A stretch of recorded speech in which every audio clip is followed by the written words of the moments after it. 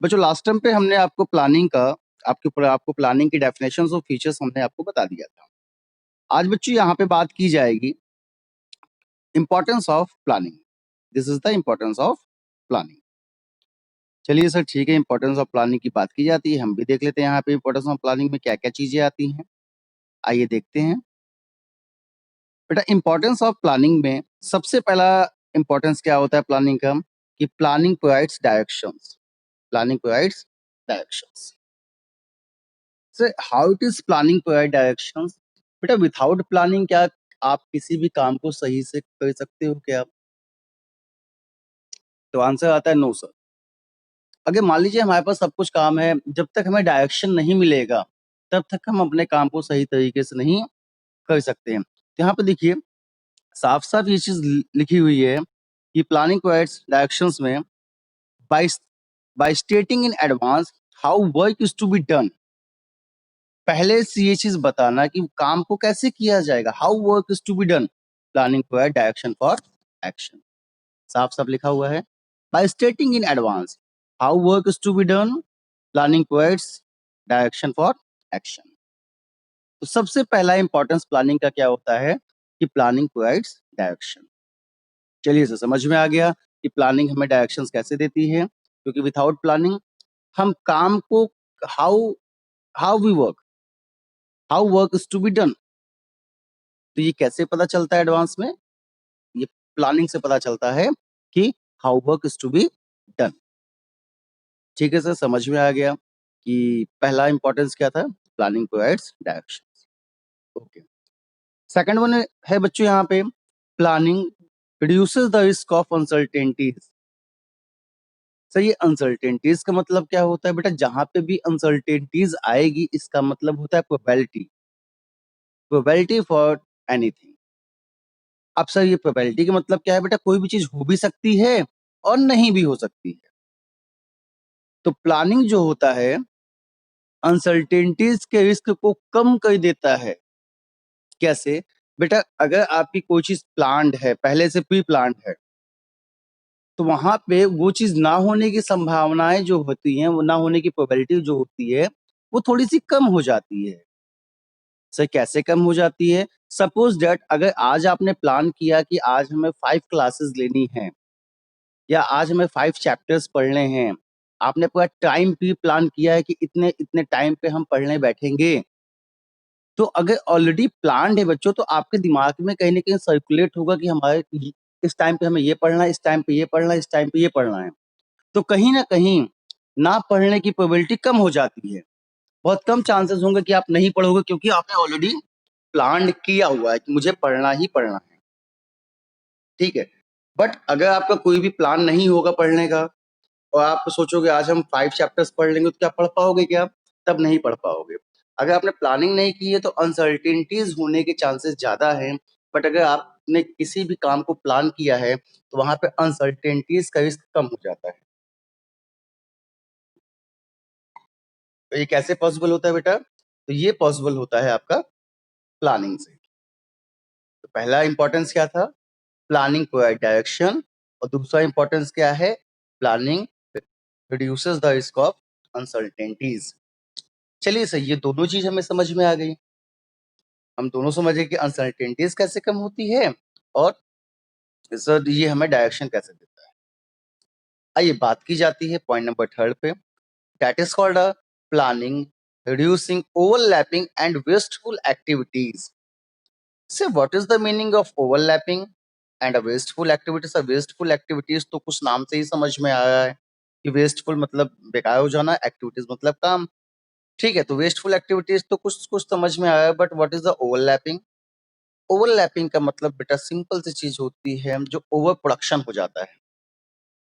ठीक है, क्या हो जाता है? Over production. अब ओवर प्रोडक्शन चीजें हैं, चीजें ज्यादा बन जा रही हैं, आपके यहाँ प्रोडक्शन ओवर हो जा ओवरलैपिंग चीजें हो जा रही हैं। तो कैसे हो जा रही है भाई? अब जाहिर सी बात है आपका प्लान सही नहीं होगा। अगर आप भी प्लानिंग कोई चीज करोगे कि हमें इतना ही प्रोडक्शन करना है, तो बेटा कहीं ना कहीं ओवरलैपिंग होने के चांसेस कम हो जाते हैं अगर चीजें प्लान्ड है तो। और वेस्टफुल एक्टिविटीज का मतलब क्या होता है? अगर आपके एम्प्लॉयज के बीच में कोऑर्डिनेशन अच्छा है, तो आप एक मैनेजर अपने एम्प्लॉय से अच्छे से काम ले सकता है, बट अगर आपका अपने एम्प्लॉय से कोऑर्डिनेशन अच्छा नहीं है, तो आप कभी भी बेटा अपने एम्प्लॉय से अच्छे से काम नहीं ले सकते। तो जो एम्प्लॉय की एक्टिविटी है ना काम करने की, वो वेस्ट हो जाएगी कि नहीं हो जाएगी?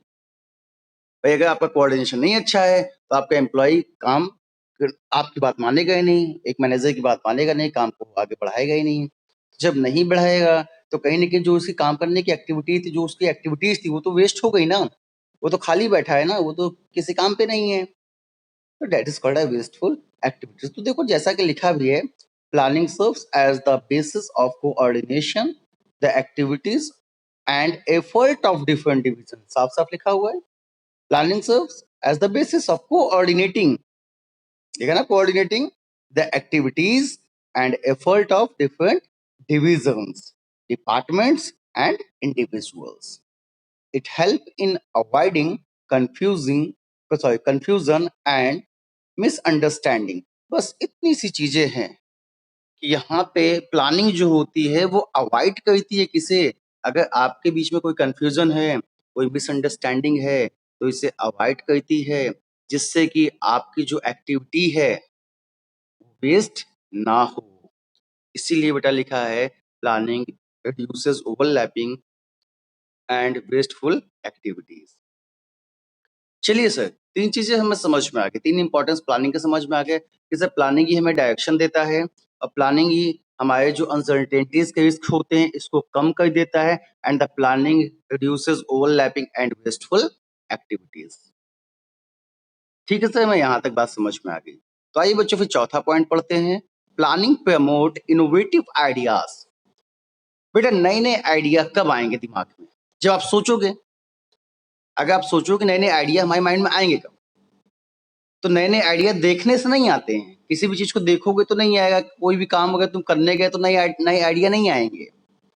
नए आइडिया तभी आएंगे जब आप सोचोगे।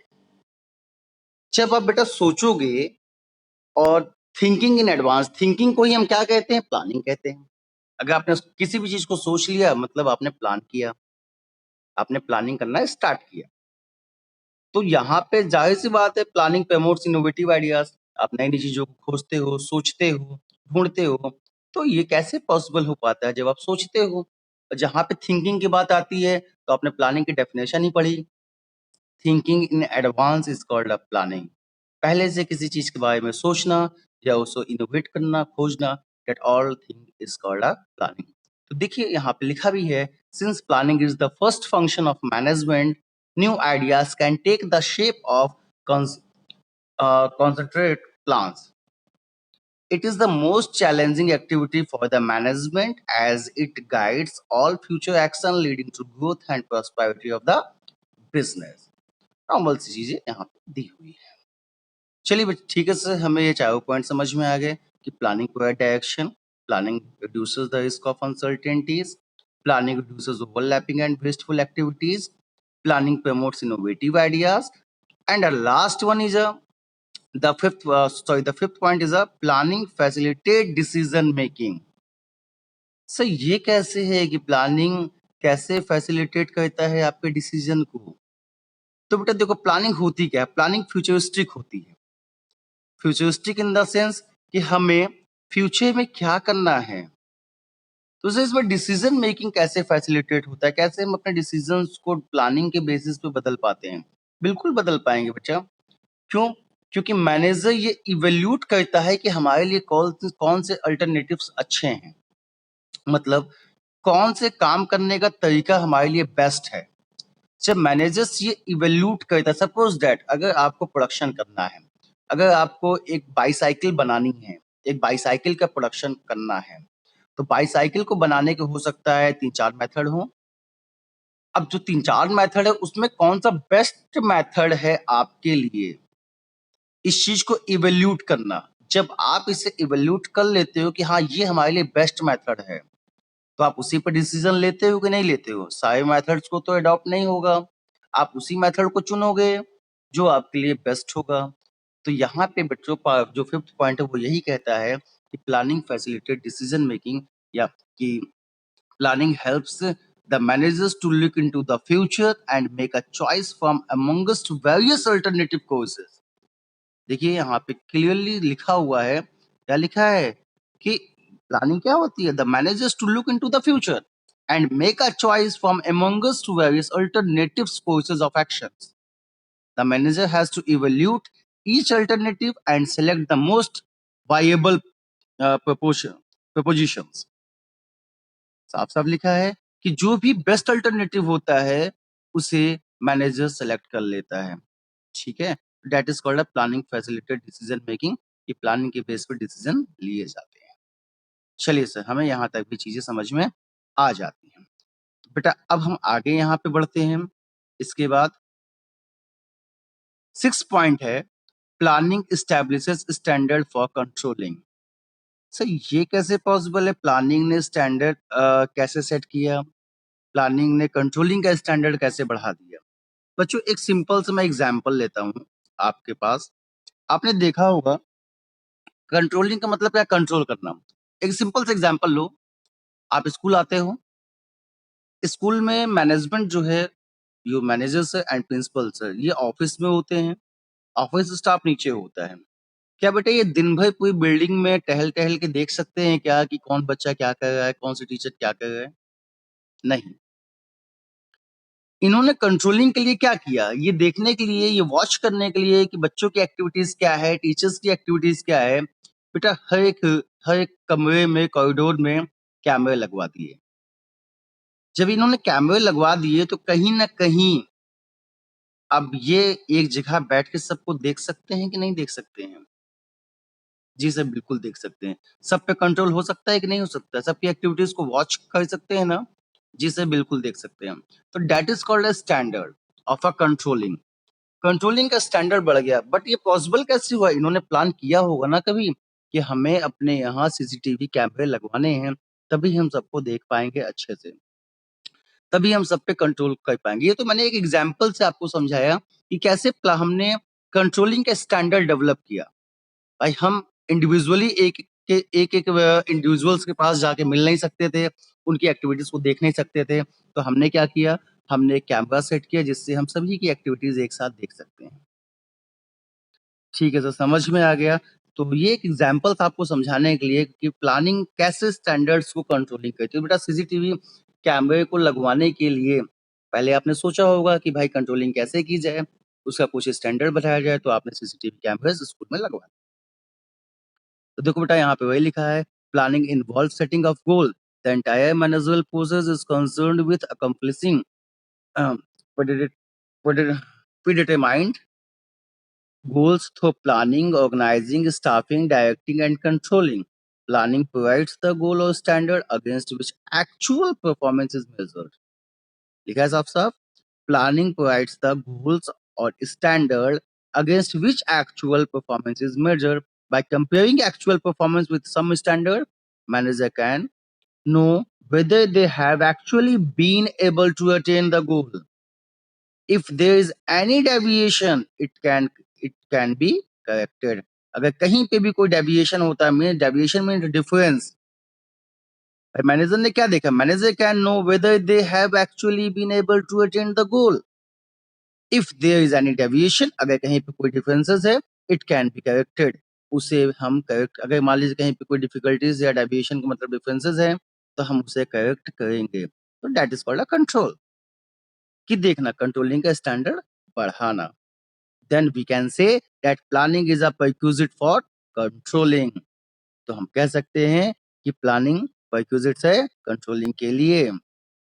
तो बस बेटा यही आपके 6 फीचर्स थे, और 6 इंपॉर्टेंस थे प्लानिंग के। पहला क्या था? Planning provides directions. ठीक है सर, समझ में आ गया।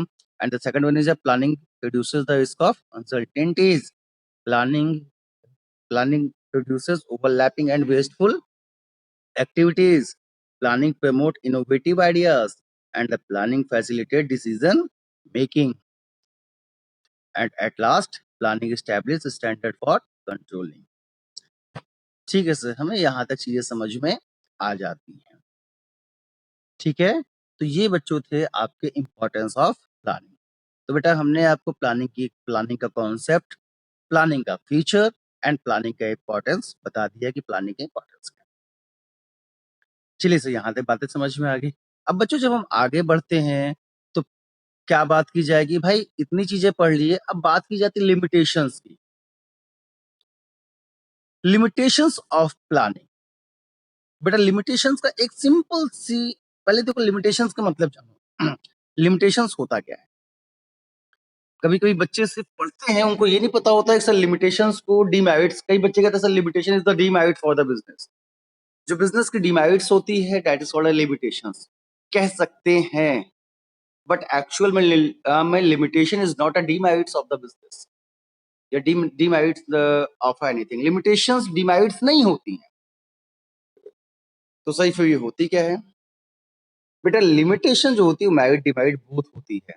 इसके अपने फायदे भी होते हैं, नुकसान भी होते हैं। लिमिटेशन, लिमिटेशन का मतलब अगर आप सोचिए तो लिमिट होती है, घर में कहा जाता है कि अगर आपने अपने लिमिट डाकी या अपनी सीमा को डाका तो अब आपके साथ अच्छा नहीं होगा। जिस तरह एक एग्जाम्पल लो कि लक्ष्मण जी ने सीता जी के लिए एक लिमिटेशन लाइन खींच दी थी। वो कहा था कि अगर आपने इस लिमिटेशन लाइन को आगे डाका तो आपके साथ कहीं ना कहीं अनहोनी हो जाएगी। आप जब तक लिमिटेशन के अंदर हैं तब तक आपके साथ दिक्कतें नहीं आएंगी, लेकिन जैसे ही आप लिमिट लाइन को आगे डाक जाओगे वैसे ही आपके साथ दिक्कतें आ जाएंगी। तो limitation is the boundary line. Limitation क्या है? एक बाउंड्री लाइन होती है, जिस बाउंड्री लाइन के अगर आप आगे चले गए, अगर उस बाउंड्री लाइन को आपने क्रॉस किया तो बेटा आपको कहीं ना कहीं समस्याएं आएंगी, दिक्कतें आएंगी, प्रॉब्लम्स आएंगी। बट अगर आप अपनी सीमा को बनाए रखे हो, अपनी बाउंड्री लाइन के अंदर ही हो, डाकते नहीं हो, तो आपको कोई दिक्कत नहीं आती। तो हमेशा लिमिटेशन को याद रखना, limitation is the boundary line of anything.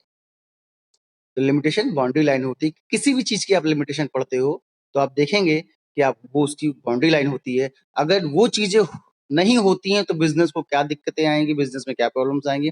अगर वो चीजें हैं तो बिजनेस को समस्याएं नहीं होंगी। तो आइए देखते हैं वो क्या क्या चीजें हैं। तो बेटा planning leads to rigidity. Planning leads to rigidity. अब sir what is mean by rigidity? ये रिजिडिटी क्या होती है? तो बेटा रिजिड का मतलब तो आप लोग को पता ही होगा। रिजिड का मतलब होता है कि एक बार हमने जो प्लान बना लिया, किसी भी कीमत पे हम उसे चेंज नहीं करेंगे। मतलब अपनी बात पे है ना, अगर हमने कोई भी चीज एक बार बना दी तो हम उसे अब चेंज नहीं कर सकते किसी भी कीमत पे। That is called a rigidity. समझ में आया? Planning leads to rigidity. अब से ये लिमिटेशन कैसे हो गई, ये रिजिडिटी? अगर मान लीजिए हमने कोई प्लान बनाया और हम नहीं चाहते कि वो चेंज हो। भाई प्लान आपने बना लिया और उसमें रिजिडिटी है कि अब वो प्लान नहीं चेंज हो सकता चाहे जो हो जाए। That is called a rigidity. अगर सर मान लीजिए प्लान चेंज हो जाता है, उसमें फ्लेक्सिबल होते तो क्या इफेक्ट पड़ेगा? बेटा मान लीजिए कोई प्रोसेस आपने बनाया, कोई प्लान बनाया कि हमको इसी प्लान से चलना है। अगर उस प्लान में बीच में जाके आपने कहीं बदलाव किया तो जाहिर सी बात है आपने जो पहले प्लान सेट किया था आप अपने गोल को उस टाइम पे अचीव नहीं कर पाओगे। सपोज दैट अगर आपको यहां से एक छोटा सा एग्जाम्पल लो, सपोज दैट आपको यहां से बनारस जाना है। एक हाईवे को आपने प्लान किया कि हम इस हाईवे को पकड़ के जाएंगे। चलिए ये पहले से प्री प्लान है। अब अगर आपके प्लान में रिजिडिटी है तब तो आप बनारस तक पहुंच जाओगे कि कुछ भी हो जाए हम इस हाईवे को नहीं छोड़ेंगे, हमने जो प्लान किया हमें उसी रास्ते से जाना है। तो मतलब आपके प्लान में क्या था? रिजिडिटी थी। आप टाइम टू टाइम बनारस पहुंच जाओगे।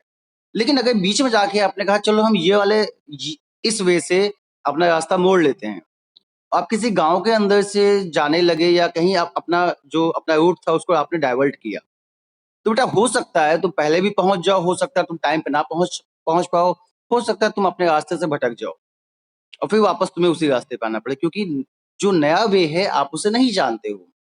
तो आपने क्या किया? अपनी लिमिटेशन को डाका।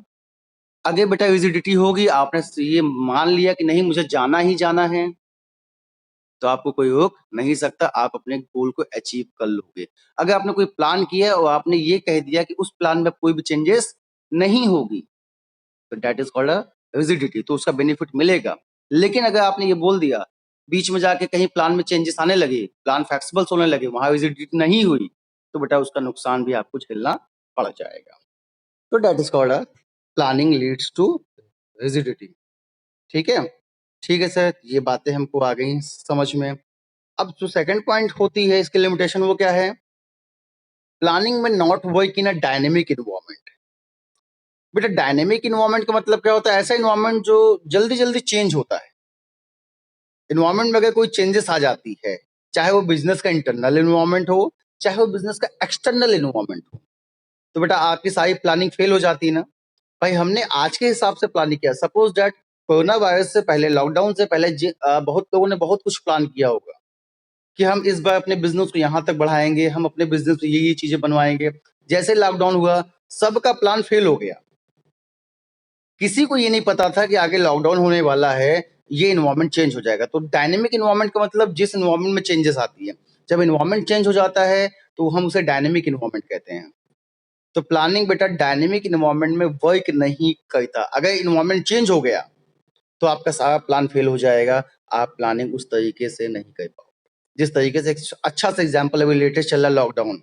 लॉकडाउन के पहले बहुत लोगों ने बहुत कुछ प्लान किया था, लेकिन जैसे ही लॉकडाउन हुआ सबकी प्लानिंग फेल हो गई। मतलब जैसे इन्वायरमेंट में चेंजेस आया, प्लानिंग काम नहीं की, सबकी प्लानिंग फेल हो गई। तो प्लानिंग में not work in a dynamic environment, ये इसकी दूसरी लिमिटेशन। अगर इन्वायरमेंट चेंज हो गया तो आपकी प्लानिंग फेल हो जाएगी, और अगर इन्वायरमेंट चेंज नहीं होता है तभी आपकी प्लानिंग चल पाएगी, आगे सक्सेसफुल हो पाएगी। ठीक है, चलिए सही है, भी हमको समझ में आ गया। तीसरा बच्चों है प्लानिंग रिड्यूसेस क्रिएटिविटी। अभी जैसे ही ऊपर आपने पढ़ा कि यहाँ पे डायनेमिक इन्वायरमेंट में ये काम नहीं हो पाता, प्लानिंग डायनेमिक इन्वायरमेंट में नहीं चल पाता। उसके भी पहले आपने एक इंपॉर्टेंस पढ़ी, तो वहां दोनों से आपने एक चीज समझ ली होगी कि इसमें क्रिएटिविटी तो नहीं हो सकती। अगर आप बीच में सोचो कि हम कुछ नए तरीके से काम किया जाए, तो क्या हो सकता है? क्या नहीं हो सकता है, क्योंकि जो आपने पहले भी प्लान किया हुआ है, भाई प्लानिंग करने में टाइम लगता है, प्लानिंग में आपकी ह्यूज कॉस्ट आती है, प्लानिंग एक टाइम कंज्यूमिंग प्रोसेस भी होता है, इसमें समय भी ज्यादा लगता है। एकाएक आप किसी भी चीज को खोज नहीं सकते, एकाएक आप किसी भी चीजों को ला नहीं सकते, क्योंकि उसका नेगेटिव इफेक्ट आपको देखने को मिलेगा। तो कहीं ना कहीं प्लानिंग में क्रिएटिविटी भी कम हो जाती है। आप नई नई चीजों को, आप क्रिएटिविटी को प्लानिंग में ध्यान नहीं रख सकते हो। तो ये था बेटा इसका थर्ड इंपॉर्टेंस, वो third limitation, that is called a planning reduces creativity. चलिए सही, तीनों हमें समझ में आ गया लिमिटेशंस की, कि planning leads to rigidity, and planning में not work in a dynamic environment, and planning reduces creativity. बेटा जब इसका फोर्थ पॉइंट आता है, that is called a planning involve huge cost. बेटा ह्यूज कॉस्ट कैसे? आपने देखा होगा, आपने पहला चैप्टर जब पढ़ा था तो वहां मैंने आपको मैनेजमेंट के 3 लेवल्स बताए थे। There is a 3 levels of management. The first one is a what? Top level management. Second one is a middle level management, and the third one is a lower level management. बेटा planning किस level का काम होता है? तो आपने देखा होगा सर, प्लानिंग जो वर्क है वो टॉप लेवल मैनेजमेंट का होता है। और टॉप लेवल मैनेजमेंट कौन कौन होते हैं? आपके देखोगे board of director, vice president, आपके जनरल मैनेजर, ठीक है, आपके जो है सीईओ, चीफ एग्जीक्यूटिव ऑफिसर्स। बेटा इतने प्रोफेशनल्स आते हैं प्लान करने के लिए, तो बेटा जो प्रोफेशनल होंगे उनकी सैलरी भी तो सबसे ज्यादा होगी। सोचो, प्लानिंग एंड ऑर्गेनाइजेशन ये टॉप लेवल का काम है, और ये जो थिंकिंग है, इस सोचने के लिए, प्लान करने के लिए इतने बड़े बड़े या इतने टॉप लेवल प्रोफेशनल्स आते हैं। तो जो प्रोफेशनल्स होंगे उनकी सैलरी भी सबसे ज्यादा होगी, तो कहीं ना कहीं कॉस्ट भी सबसे ज्यादा आएगी। तो इसलिए कहा जाता है ये planning involve huge cost, planning में कॉस्ट बहुत ज्यादा आती है। ठीक है, तो ये इसका फोर्थ लिमिटेशन है। मतलब क्या है सर, ये लिमिटेशन कैसे हुआ कि huge cost, maximum cost is the limitation of a plan? How it is possible? बिल्कुल बेटा, ये बताओ, अगर आप सोचोगे कि हमारा एम्प्लॉय जो कि 5-6 हजार 7 हजार रुपए में आ जाए और वो प्लानिंग करे, तो क्या उससे हो पाएगी? नहीं। अगर आपने प्लानिंग के पीछे कॉस्ट लगाया है, अच्छे-अच्छे प्रोफेशनल्स को हायर किया है, तो वो अच्छी-अच्छी चीज़ों को प्लान करेंगे जिससे कि आपका बिज़नेस मैक्सिमम प्रॉफिट गेन कर पाए। तो आपने अगर प्रोफेशनल्स को हायर नहीं किया, एक नॉर्मल एक नॉर्मल आदमी से आपने अगर प्लान करने की कोशिश की कि चलो ये आदमी आ गया है, ये हमारे बिज़नेस को आगे बढ़ाएगा, नॉर्मली हम इसे कुछ सैलरी दे देंगे एज़ अ एम्प्लॉयी। तो बेटा कहीं न कहीं वो उतने अच्छे तरीके से चीज़ों को प्लान नहीं कर पाएगा, जितने अच्छे तरीके से एक प्रोफेशनल आपको प्लानिंग देगा। तो अगर आपने सोचा कि चीप एंड बेस्ट चलो 2-4 हज़ार, 5 हज़ार, 10 हज़ार में किसी ऐसे आदमी को पकड़ के लाते हैं जो प्लानिंग कर पाएगा, तो बेटा नहीं हो पाएगा। क्योंकि आपका ऑर्गेनाइज़ेशन बड़ा ऑर्गेनाइज़ेशन है, उसमें प्लान कैसे? तो उसके लिए प्रोफेशनल्स की ही ज़रूरत पड़ेगी। बेटा जब प्रोफेशनल्स आएँगे तो कहीं न कहीं उनकी कॉस्ट भी ज़्यादा होगी। अब बेटा जो 5th पॉइंट है आपका, planning is a time consuming process. Simple सी चीज़ है कि प्लानिंग क्या होता है? टाइम कंज्यूमिंग प्रोसेस होता है। प्लानिंग 1 दिन में नहीं हो जाती है। सर ये कैसे? बेटा पिछले देखो लॉकडाउन कब से चल रहा है, लोग इस कोरोना वायरस से बचने की प्लानिंग आज तक कर रहे हैं, कैसे बचा जाए, लेकिन उनकी प्लानिंग आज तक नहीं हो पाई। काम करने की प्लानिंग इतने दिन से चल रही है, लेकिन काम सही से चल नहीं पा रहा है। तो कहीं न कहीं planning is a time consuming process में इसमें समय लगता है, 1-2 दिन में कोई चीज़ प्लान नहीं हो पाती, इसमें एक समय लगता है, कुछ समय बाद ही ये आप अच्छे से किसी भी चीज़ को प्लान कर सकते हो। सोचो कि बस तुरंत प्लान हो जाए तो दैट इज़ नॉट पॉसिबल। बेटा last one is the sixth one is the planning does not guarantee of a success. Planning success की गारंटी नहीं देता। अगर आप डेली पढ़ते हो, आपने कहा सर हम डेली तो पढ़ते हैं 1 घंटे। तो बेटा क्या डेली पढ़ते हो तो क्या आपके मार्क्स जो है आपने प्लान किया कि हमें डेली पढ़ना है। तो क्या आप आउट ऑफ 100 99 मार्क्स ला सकते हो क्या पेपर में हर सब्जेक्ट में? नहीं। आपके पास कोई गारंटी नहीं कि सर आप बोल सकते हो yes sir may be it is possible हो सकता है कि आ जाए। बट आपने गारंटी नहीं ली, नहीं सर मैं पढ़ता हूँ डेली, मैंने प्लान किया है, मैं डेली 6 घंटे पढ़ता हूँ और मेरे 99 मार्क्स आएँगे। आप ये नहीं कह सकते। तो planning does not a guarantee of success कि प्लानिंग कभी भी सक्सेस की गारंटी नहीं देता है कि अगर आपने सोचा कि मैंने सारी चीज़ प्लान की है तो मैं सक्सेस हो ही जाऊँगा, आप फेल भी हो सकते हो। तो आप ये मान के मत चलिए कि आपकी प्लानिंग जो है वो कहीं न कहीं आपको सक्सेस की गारंटी देगा।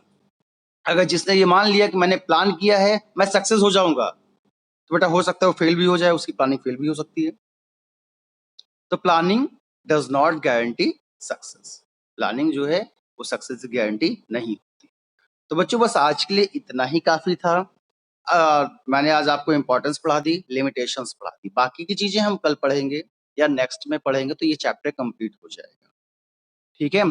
तो आज आज आपका काम है सिर्फ़ इतना लगा लेना। फिलहाल अभी अगर आपको कोई दिक्कत है तो आप पूछ सकते हो, मैं आपको अनम्यूट करने जा रहा हूँ। बस आज के लिए इतना काफ़ी। Okay, thank you.